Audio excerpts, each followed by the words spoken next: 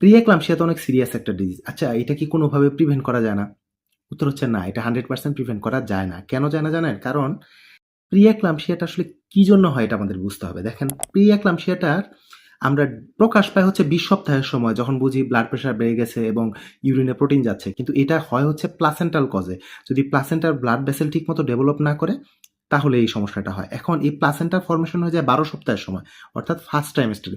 তো যেই জিনিস ফার্স্ট ট্রাইমেস্টারে হয়েছে, তার কনসিকুয়েন্স প্রকাশ পাচ্ছে হচ্ছে আপনার 20 সপ্তাহের পর। আপনি এটাকে কিভাবে প্রিভেন্ট করবেন 100%? অনেকেই মনে করে যে বিপি বাড়ার জন্য প্রি-এক্লাম্পসিয়া হয়েছে। উত্তর না, তার প্রি-এক্লাম্পসিয়া হয়েছে বলে বিপি বেড়েছে। এই জিনিসটা আমাদের বুঝতে হবে যে তার বিপি বেড়েছে কারণ তার প্রি-এক্লাম্পসিয়া আগে থেকেই আছে, অর্থাৎ তার প্লাসেন্টা ফর্মেশন ঠিক মতো হয়নি, এই জন্য তার বিপিটা বেড়ে গেছে।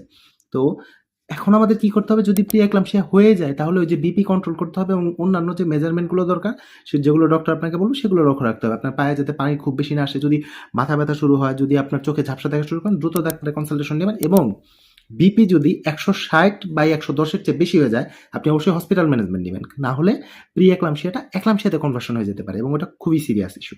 আর মনে রাখবেন, এটা প্লাসেন্টাল ডিজিজ দেখেই এই প্রি-এক্লাম্পসিয়া পুরোপুরি কারেকশন হয়ে যায় যেই মুহূর্তে বাচ্চা ডেলিভারি হয় এবং প্লাসেন্টাতে ডেলিভারি হয়ে যায়। প্লাসেন্টা বডি থেকে বের হওয়ার পরে এই সমস্যাটা আর থাকে না। আশা করি বুঝতে পেরেছেন।